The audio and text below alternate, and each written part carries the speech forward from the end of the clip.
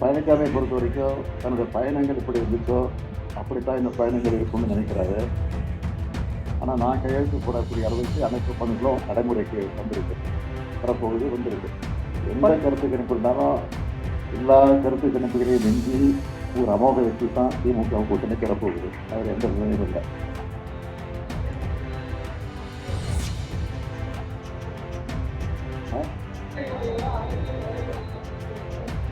சொல்ல வேண்டிய அவசியம் இல்லை. நான் அதிகம் பேச மாட்டேன், இதுக்கு நான் பேச வேண்டிய அவசியம் இல்லை. பேச்சை குறித்து செயலில் நம்முடைய திறமையை காட்டுறோம். அதான் என்னுடைய ஊடக நண்பர்கள் அத்தனை பேருக்கு என்னுடைய நன்றியை, வணக்கத்தை தெரிவித்துக் கொள்ள விரும்புகிறேன். ஒரு வார கால பயணமாக ஜெர்மனி, இங்கிலாந்து ஆகிய நாடுகளுக்கு நான் இன்று என்னுடைய பயணத்தை மேற்கொள்கிறேன். செப்டம்பர் 8ஆம் தேதி நான் திரும்பி வருகிறேன். தாயகம் தமிழகத்துக்கு திரும்பி வருகிறேன். இந்த பயணத்தில் தமிழ்நாட்டை நோக்கி தொழில் முதலீடுகளை ஈர்ப்பதற்காகவும் புதிய ஒப்பந்தங்களில் கையெழுத்து போடுவதற்காகவும் திட்டமிடப்பட்டிருக்கிறது. 2021 திராவிட முன்னேற்ற கழகத்துடைய ஆட்சி பொறுப்பேற்றதற்கு பிறகு இதுவரை 10,62,752 10,62,752 கோடி ரூபாய்க்கான முதலீடுகளை ஈர்த்து 922 புரிந்துணர்வு ஒப்பந்தங்களை போட்டிருக்கிறோம். இதன் மூலமாக 32,82,132 பேருக்கு வேலை வாய்ப்புகள் உறுதி செய்யப்பட்டிருக்கு. இதில் பெரும்பாலான திட்டங்கள் நிறைவடையக்கூடிய நிலையில இருந்து கொண்டிருக்கிறது.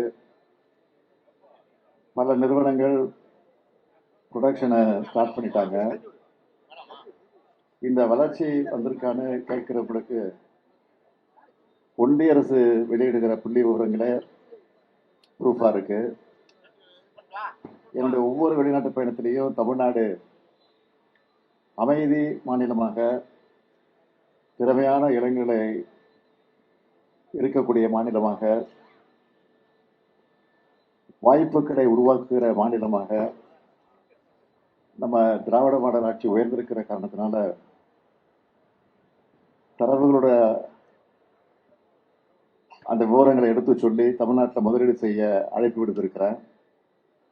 இது வரைக்கும் ஐக்கிய அரபு அமீரகம், ஜப்பான், சிங்கப்பூர், ஸ்பெயின், அமெரிக்கா ஆகிய 5 நாடுகளுக்கு நான் பயணத்தை மேற்கொண்டு அமெரிக்க பயணத்தில் 19 புரிந்துணர்வு ஒப்பந்தங்கள், ஸ்பெயின் பயணத்தில் 3 புரிந்துணர்வு ஒப்பந்தங்கள், ஜப்பான் பயணத்தில் 7 புரிந்துணர்வு ஒப்பந்தங்கள், ஐக்கிய அரபு அமீரக பயணத்தில் 6 புரிந்துணர்வு ஒப்பந்தங்கள், சிங்கப்பூர்ல ஒரு ஒப்பந்தம்னு 30,037 நபர்களுக்கு வேலைவாய்ப்புகளை உறுதி செய்யக்கூடிய 36 புரிந்துணர்வு ஒப்பந்தங்கள் மேற்கொள்ளப்பட்டு 18,498 கோடி ரூபாய்க்கான முதலீடுகளை தமிழ்நாட்டுக்கு வந்திருக்கு. இந்த 36 ஒப்பந்தங்கள்ல 23 திட்டங்கள் பல்வேறு செயல்பாட்டு நிலைகள்ல இருக்கிறது. இதோட தொடர்ச்சியாகத்தான் ஜெர்மனி, இங்கிலாந்து ஆகிய நாடுகளுக்கு நான் புறப்பட்டு செல்கிறேன். அங்கே மேற்கொள்ளப்படக்கூடிய எம்ஓயுக்கள் பற்றி பிரஸ் ரிலீஸை நான் தர சொல்லி இருக்கிறேன். உங்களுக்கு திரும்ப வர அன்னைக்கும் நான் உங்களை சந்திச்சு இது குறித்து விவரமா சொல்ல இருக்கிறேன்.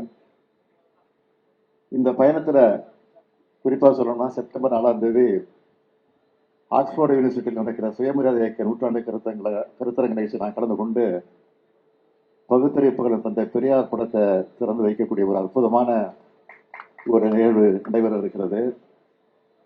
நாட்டிலேயே அதிவேகமாக வளர்ச்சி பாதையில் நடைபெறக்கூடிய நம்முடைய தமிழ்நாட்டை நோக்கி புதிய முதலீடுகளை ஈர்க்க நான் சொல்லுகிறேன்.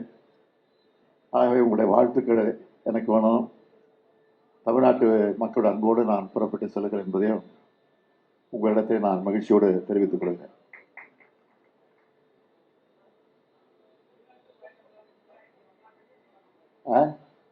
பயணங்களால் தமிழ்நாட்டிற்கு உண்மையாவே பலன் உண்டா என்ற விமர்சனங்கள் முன்வைக்கப்படுகிறது.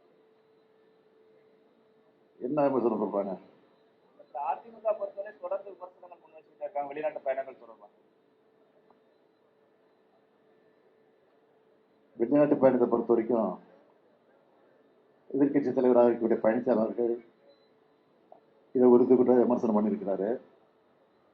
பழனிசாமியை பொறுத்த வரைக்கும் தன்னுடைய பயணங்கள் எப்படி இருந்துச்சோ அப்படித்தான் இந்த பயணங்கள் இருக்கும்னு நினைக்கிறாரு. ஆனால் நான் கையெழுத்து போடக்கூடிய அளவுக்கு அனைத்து ஒப்பந்தங்களும் நடைமுறைக்கு வந்திருக்கு, வரப்போகுது, வந்திருக்கு. தமிழக சட்டமன்ற தேர்தலுக்கு இன்னும் ஒரு 7 மாசம் தான் இருக்கு. புதிய கட்சிகள், ஏன்னா திமுக கூட்டணி ஆல்ரெடி 9 கட்சிகள் பக்கம் இருக்காங்க, புதிய கட்சிகள் வர்றதுக்கு வாய்ப்பு இருக்கா சார்? புதிய கட்சிகள் வரவில்லையா? புதிய வாக்காளர்கள் திமுக பக்கம் வந்து கொண்டிருக்கிறார்கள். அதான் உண்மை. பீகார் கூட போயிட்டு வந்தீங்க அண்மையில. அந்த பீகார்ல எலெக்ஷன் கமிஷன் சில விஷயங்கள் பண்ணதாக அங்க சொன்னீங்க. தமிழ்நாட்டுல அதே மாதிரி வாய்ப்பு இருக்கா சார்? அதே மாதிரி எலெக்ஷன் கமிஷனுடைய செயல்பாடுகள் இருக்கும்னு நினைக்கிறீங்களா நீங்க? யார் எப்படிப்பட்ட சதி செஞ்சாலும் அதை முறியடிக்கிற வல்லமை தமிழ்நாட்டுக்கு உண்டு. ஏன் பீகார்ல கூட தேர்தல் ஆணையம் நினைச்சது நடக்காது. உண்மையா நான் போயிட்டு வந்த அனுபவத்தில் சொல்றேன். ஏன்னா அங்கேயும் மக்களை எழுச்சி பெற வைக்க தேர்தல் ஆணையம் உதவி செஞ்சிருக்கும்போதுதான் உண்மை. சி ஓட்டர்ஸ் கருத்து கணிப்பு குறித்து உங்க கருத்து என்ன சார்? சி ஓட்டர்ஸ் கருத்து கணிப்பு நடத்தியிருக்காங்க, அது குறித்து உங்க கருத்து என்ன? எந்த கருத்து கணிப்பு இருந்தாலும் எல்லா கருத்து கணிப்புகளையும் மிஞ்சி ஒரு அமோக வெற்றி தான் திமுக கூட்டணி பெறப்போகுது. அதில் எந்த சந்தேகமும் இல்லை.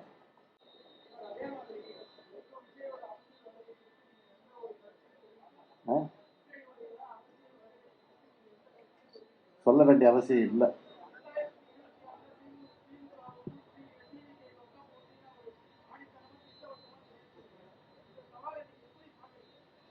நான் அதிகம் பேச மாட்டேன், இதுக்கெல்லாம் பேச வேண்டிய அவசியம் இல்லை. பேச்சை குறித்து செயலில் நம்முடைய திறமையை காட்டணும், அதான் என்னுடைய